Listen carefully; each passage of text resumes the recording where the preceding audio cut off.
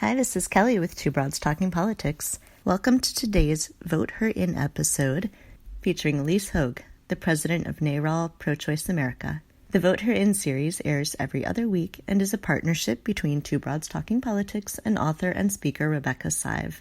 This series shares with you stories of the movement to elect our first woman president and inspirational advice and strategy related to it.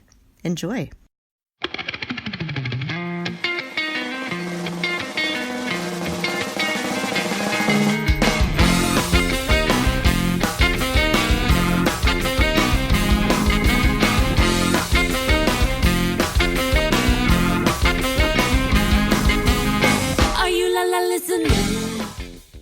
Hi, everyone. This is Kelly with Two Broads Talking Politics. We are in episode 16 of the Vote Her In series, a partnership with author Rebecca Sive, where we share the stories of the movement to elect our first woman president.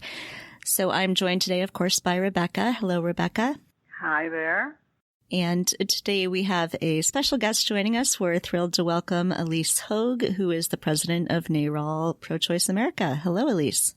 Hello. Thanks for having me. Well, it's a treat for you to be here. You know, when we started this Vote Her In series, we thought, well, we're going to roll out this story as best we can of, you know, what's happening in the movement to elect a president, but also to talk about the related issues of women in public office and women getting elected in a variety of contexts. And, of course, the issues that you know, many women run on and many women activists, certainly those who listen to this show, are concerned about. And I know we talked earlier that, you know, in light of the timing of this episode, the day after yet another debate, we thought it would be good to kind of just kick it off with, I know you've commented a bit on Twitter, but if you could kind of give us your views on, well, what didn't we hear? What should we hear? How should these candidates, male as well as female, approach the issue of reproductive rights? Absolutely. I mean, you know, let's start at the top. There wasn't a single question about the absolute crisis we're facing, not just in abortion access, which actually has been going on for some time, but in the criminalization of abortion, the attempts to absolutely go to the Supreme Court and undo the precedent of Roe, and all that means both substantively and symbolically about, you know, women's place in society right now. Now, I don't want to go too far over into like I don't want your listeners to think because it wasn't brought up at the debate that we're seeing the candidates ignore it, because I think those are two different pieces, and that's a really important distinction for us, because we actually are seeing the candidates pay attention to it. We are seeing them develop and put out plans about how they will address the absolute crisis in reproductive freedom. And we are seeing them lean into it on the campaign trail. And that is a really positive development, right? Both because they see it as a political necessity, but also because they see it. They see the connection between these attacks and disparities and how it affects people's lives and livelihoods and, you know, ability to actually chart their own destiny. And so that's a really positive development. So I think we really need to disaggregate sort of the way that the sort of traditional media has approached this moment versus the candidates themselves. Exactly. And on that point about the candidates, I mean, here we are with 3 women running for president. This is sort of an old refrain at this point. I mean, but a glorious one, right? 6 months out from significant moments in time. But I wondered if you could talk about in that context and with 3 pro-choice women, how the issue of reproductive rights and safe and legal abortion fits in what you see as the trajectory of their campaigns and the goal to elect a woman. Yeah, I mean, you know, I'm always clear to say that, like, we actually believe these are issues that everyone needs to address, and that we are sort of with an embarrassment of riches on the stage, that across the genders, we've actually had wonderful partnerships with so many of the folks who stand up there. And, you know, we believe that everybody needs to talk about the crisis in abortion care and abortion rights right now. And in fact, it should only be left up to the women to do so. And we're pleased that we have seen that.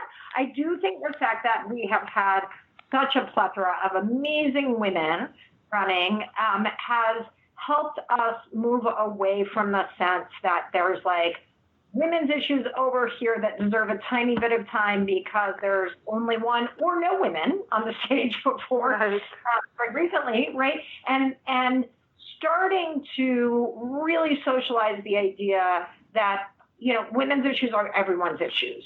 And that's absolutely true in terms of the attacks on reproductive freedom, but that goes to the kinds of things that we're all talking about because of these wonderful female candidates like universal child care and those kinds of things that everyone has sort of like lip service to in the past but haven't been central themes. And I do think it matters that, people bring their own experience. I think Elizabeth's story about her Aunt Bee was so resonant because it personalizes what otherwise would necessarily be like abstract issues. I was actually with Representative Ilyse Hogue last night at an event, and she was telling a wonderful story about how at her first, her husband, who was a very highly decorated serviceman, he went to his first congressional spouse event, and that the sort of gift bags at the end were Laura Ashley gift bags with a scarf. And so I think what's really happening is so fascinating, right? Because you've got institutions, be they Congress or big media conglomerates, that are very, very slow to adapt, but you've got a cultural inflection point where women and women's perspectives and women's stories are really dominating. And so we're going to see a little bit of that, like, real tension between the two. But in the end, I think these real lived experiences are too common or too much of a important demographic for the Democrats to ignore. There's so many things going on all the time and so many things sort of taking our attention. And, we have these attacks on reproductive freedom, but I'm wondering if you could sort of help us sort of focus in on what are the things people should really be paying attention to, the federal issues that are important, the states that we should be thinking about. We like to sort of give people action items, and I know right now it feels like everything is bad and terrible and there's so many things to think about. I think, the sort of state trajectory of, what we call it abortion bans or forced pregnancy bills, were very attention-grabbing, and it is crucially important that we pay attention to them because they stand to have terrible, devastating impact on the states where they, if left unchallenged, take effect. And at the same time, we've got to actually also be able to focus on the states where, because of the elections in 2018, we were able to make great strides, right? So when we think about sort of the work we do, which we call ourselves a full-service advocacy organization because we do not win elections just to win elections, although we see elections as one of the primary tools to build political power so that we can show up the day after elections and make material difference on people's lives. And, you take Maine, for example, which we've been using a lot because we have a huge membership in Maine. They were extremely activated in the effort to lobby Susan Collins to vote no on Brett Kavanaugh's nomination. Of course, they did not achieve that, but oh my goodness, did they then work very, very hard in the elections where we were able to get a pro-choice governor for the first time in a while, and like a wonderful one in Governor Janet Mills there, flip the state Senate, and worked very closely with the Speaker of the House, Sarah Gideon, to pass not one but two pro-choice bills through that state legislature. That was such a rewarding experience. And then, of course, when it comes time to look at 2020 and making Susan Collins accountable for her refusal to center women in her voting decisions, we get to support a champion who just passed 2 bills for us in Sarah Gideon, challenging Susan Collins. So I think that, part of our job here, you guys as hosts of this podcast, certainly us as people who believe in the deep power of organizing, is to talk about how we can be supercharged by these moments of urgency, be they Kavanaugh, be they the abortion bans, but also channel that into positive change that is actually happening right now. It's happening in real time. So one of the things related to that, and I know Kelly has experienced this too, and we've discussed it. We had a wonderful conversation on the podcast with Jan Schakowsky about this. There are a lot of different organizations as well as a lot of different activities. And sometimes people are sort of, a little bit kind of struggling to figure out where to put their time or even where to put their money. And in that context, I thought it would be really helpful for the listeners to hear from you about how NARAL works in partnership, for instance, with Planned Parenthood and with some of the organizations that, work to elect candidates. And, my sort of hope behind that is to encourage people to say, well, wherever you want to go is great. But on the other hand, from your perspective, Ilyse, how do those partnerships work, and how do you recommend that someone who's kind of newly activated, make that decision? Yeah, so we absolutely love working in partnerships with all the organizations. We think we all have a role to play. And, I often talk about the fact that because I didn't come from the women's sector or the reproductive rights sector, I find it somewhat unique when people are like, but I did one organization, whereas if you go to other movements that are better resourced, people understand that it requires a movement, it requires resourcing a movement to actually make durable change. So, we are the oldest political abortion rights organization in the country, and that is all we do. And when we say that, we talk about our full service advocacy shop that allows us to build political power for anyone and everyone of all genders who wants to work with us on these basic fundamental freedoms, and then translate that into legislative and cultural change. That means that, we are securing these freedoms long term. That means when, you think about Emily's List, oh God, we love partnering with Emily's List in specific races for female champions. And we do that wherever possible. And we make sure that our work is not redundant, and we're bringing our organizing power to bear. Well, Emily's List does a lot of the fundraising for the candidates. And, when it comes to Planned Parenthood, of course, we work very closely with them, particularly on the legislative advocacy around their healthcare provision. Right. And we always remind people there is a vast terrain beyond that allows us to secure abortion rights. And that includes advocating for the policies that help independent abortion providers and holds people accountable that may vote right on Title X, but don't always vote right on abortion rights. And so we see ourselves as having the liberty and the responsibility to be the forward flank of the movement, constantly sort of evolving our strategies to make sure that we are, pushing the envelope in service of our mission, which is to support reproductive freedom for all women.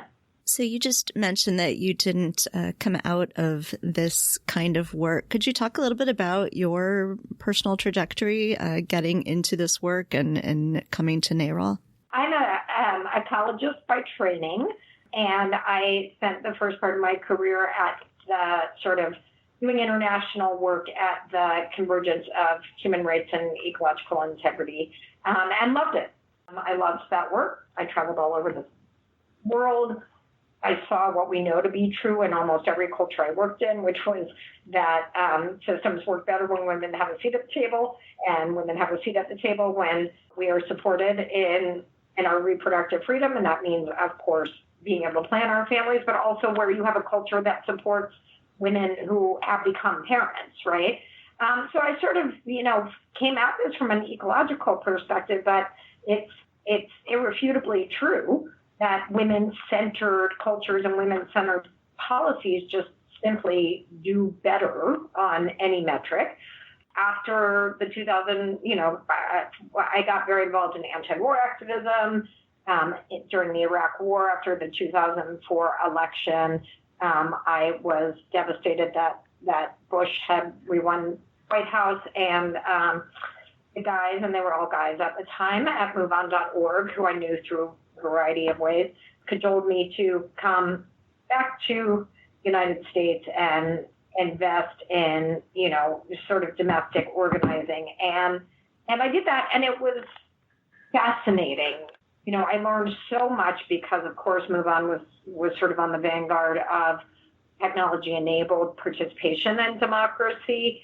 But I remember very clearly being not that surprised, but, interested in the fact that the one of the revolutions that MoveOn ushered that I think is actually an undertold part of the story is that the majority of active members were women. And part of the reason for that is that they were able to tap in to the talent and the energy of a segment of the American population that had previously been shut out because they were juggling kids and work and often were stay-at-home moms. And the ability to sort of take action and get really involved on your own time through technology, we started to see women come out of the woodwork and dominate sort of the MoveOn system in terms of their ability to have impact and volunteer. And I was like, wow, that's really interesting. But I think a real, I always point to two tipping points about how I ended up at NARAL. The first was during the ACA fight when I was leading the healthcare work for MoveOn. And one of the things that was surprising to me, quite honestly, MoveOn was very focused on, at the time, the public option and getting the public option included in the ACA, was when I heard about sort of the Stupak amendment coming down the pike. And I was like, well, right. That kind of blew my mind. I sort of had always thought of this as, much like many people in my generation, as, Democrats are pro-choice, and abortion's not that controversial within the caucus. And of course, at the time, we had a trifecta. We had the Senate and the House and the White House. So I was really kind of taken by surprise and floored when Stupak passed. And I started to really understand the precarious nature of the Democratic Party's relationship at the time to abortion rights and how it was being used against us, even though I knew at the time, working for an organization like MoveOn, that there was far more energy around abortion rights than we were tapping into. I knew we had 6 million members who were pro-choice who didn't know what was happening when it came to Stupak. So I that was one tipping point. And then I ended up leaving MoveOn after the 2010 elections. And I was doing a lot of writing for CNN and The Nation. And I was writing when, in the 2012 election, a man who was challenging Claire McCaskill for her Senate seat in Missouri by the name of Todd Akin said that thing where, we don't need a rape exception for abortion because if it's a legitimate rape, the body shuts the whole thing down. And it was just amazing to me, not that he had said it, because at that point I was actually familiar with how radical the ideology of the anti-choice movement was, but that it changed, that A, it was an unforced error, right? Like nobody trapped him into saying it, but he was just speaking his truth. And B, it changed the trajectory not only of that race, there was probably going to lose, if he hadn't said that, but also the entire national conversation around 2010 or 2012, if you guys remember. And that was when I was like, wow, we are really underutilizing, potential energy and potential power because of some kind of internal stigma around abortion that has actually played into the hands of the right wing. And so I wrote a piece about that for The Nation. And I think that honestly is what put me on the radar screen for the NARAL board when they were searching for successors. So that's how I ended up where I am today. When you talk about this, and as I was thinking about this conversation with you, I of course remembered my own experience on the NARAL board, and that goes back to the early years of the Reagan administration when, there was also a hateful view about women and women's reproductive rights. And, here we are many later, and figuring out how to keep moving. And I wanted to make sure before we close, which is, not right away, but I wanted to make sure that you could, by way of perhaps telling our listeners about the upcoming 50th anniversary, also share with them about, the idea that, at least in my view, an anniversary is more than a party. It's about reflecting back, looking forward, seizing important ideas and actions. So perhaps if you could share that sort of context. Absolutely. So NARAL was founded in 1969. Rebecca quite possibly knows the story better than I do, but I've gotten pretty hard in it. I always like to go, when we talk about the 50th, I always like to go back further than that, because really NARAL was catalyzed by a group of young women called the Army of Three, who worked through the late 50s and early 60s to create a network of vetted medical professionals who young pregnant women could go to pre-Roe safely to have their pregnancies terminated. And I was so honored and privileged earlier this year to be able to lift up the work of the Army of Three through their remaining living member, Pat McGinnis, who is in her 90s, and we were able to honor in San Francisco. But the Army of Three obviously recognized that running an underground network was not a sustainable solution. They were reaching a fraction of the women who had need, and the stakes were getting really high. People were losing people. Women were dying. And so they recognized the need to build political power to get rid of the laws that create conditions for reproductive oppression, specifically the abortion restriction laws. So in 1969, this extraordinarily venerable group of writers and thinkers and politicians and physicians came together in Chicago for a weekend summit. And, from what we've read and understand, there was a contingent that said we should only lobby for the removal of abortion restrictions in case of rape and incest. And, the famous feminist Betty Friedan was the one who led the faction that said, absolutely not. Women will never be fully equal unless we can all control our own reproduction. We shouldn't need an excuse to terminate unwanted pregnancies. And thank God her faction prevailed. And so NARAL was born out of that gathering in 1969. Our first board of directors was so impressive, including people like Senator Maureen Neuberger from the great state of Oregon and Shirley Chisholm, and so many other esteemed people have come through the organization, either as staff or board, in the last 50 years. And, it was founded as the National Association to Repeal Abortion Laws. We changed our name post-Roe to National Abortion Rights Action League. We've had several iterations since then, but NARAL was founded out of the idea that people coming together to build political power can actually make sure we are achieving gender equity through reproductive freedom. And when we had a real conversation about how do you celebrate such an incredible anniversary at a time where we are right back on the precipice and so much is at stake. And we actually decided, in fact, that we have to. Because as you said, Rebecca, part of celebration is actually honoring and learning the wisdom from the fights we have come through in order to recommit to the fights that we are facing. And that is absolutely what we're going to be doing later this month here in DC with so many friends and family, is, as I say, honoring the past and committing to the future.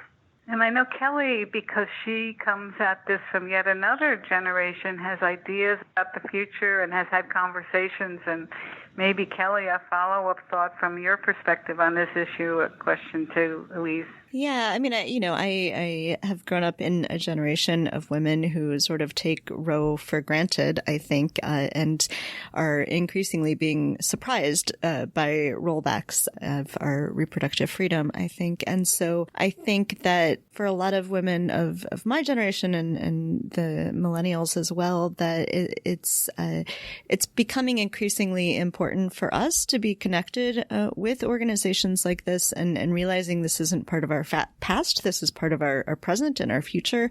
And so I think for me, that's sort of one of the main takeaways of the past couple of years is really sort of being woken up to a lot of what we still need to be working on. And I would say every successive generation has brought a new piece to the puzzle, right? When we think about the trajectory of the last 50 years, there were so many important inflection points, but one of the most significant in terms of influencing my generation of leaders was 2004 with the rise of the reproductive justice movement and women of color really being able to be heard among legacy organizations about the ideas of intersectionality, the ideas that we need to not just support abortion rights, but get real active on maternal mortality if we care about these things. And we're so much better as a result of it.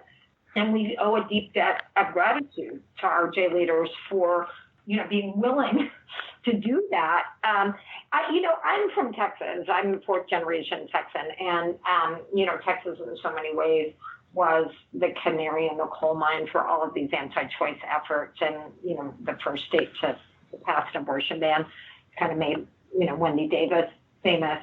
And, I always remind people that because so much of our perspective is often in big cities, that I actually find younger generations pretty engaged. When people would ask me after I took the job, why don't young people care about this? I would be like, please come to our office. Half of our staff is under the age of 35 and they're working their butts off, And so I think the real lesson was not that people of younger generations didn't care, but that we actually, as large institutions, lost our focus on thinking about organizing and communicating in a way that younger generations were hearing and receptive to and were involved in creating the messages. And once we did that, my goodness, I was on about last night, the one that Ilyse Hogue was at, that was all young people. It was all women under the age of 35 wanting to know how to use their dollars to create political impact around reproductive freedom. So we are better when we have a multi-generational approach, and that is part of what our 50th is about. So speaking of the importance of communicating and across the generations, if you would share with us and the listeners as we close here, how can they get in touch with you? What's the best way to get involved in NARAL so they have some immediate task to take on after they listen later today? Absolutely. Please go to our website at www.naral.org and sign up to get on our email list. We have 2.5 million members around the country, and we are a people-powered organization. We believe in collective action, and we will be able to tell you what is happening in your own communities and how best to get involved, not only in federal fights, although those are so important, but also state fights that we know make the day-to-day difference on the ground if we know how to get in touch with you. So absolutely do that. Follow us on Twitter at NARAL or on Facebook, because we provide enormous amounts of opportunity to get involved, and same on Instagram, where our handle is at Pro-Choice America. Well, on that note, I wanted to say thank you, Ilyse. We look forward to ongoing conversation. We hope you'll come back as we move forward into 2020 and see what's next on our agenda. Great. Well, thank you so much for having me on, and thank both of you. I know how active you are and how much you are leaders in this fight, so thank you for all you do. The Vote Her In segment is a collaboration of Two Broads Talking Politics and author Rebecca Sive. Our theme song is called Are You Listening, off of the album Elephant-Shaped Trees by the band Immunuri, and we're using it with permission of the band. Our logo and other original artwork is by Matthew Weflin and was created for use by this podcast. You can contact us at twobroadstalkingpolitics@gmail.com or on Twitter or Facebook at Two Broads Talk. You can find all of our episodes at twobroadstalkingpolitics.com or anywhere podcasts are found.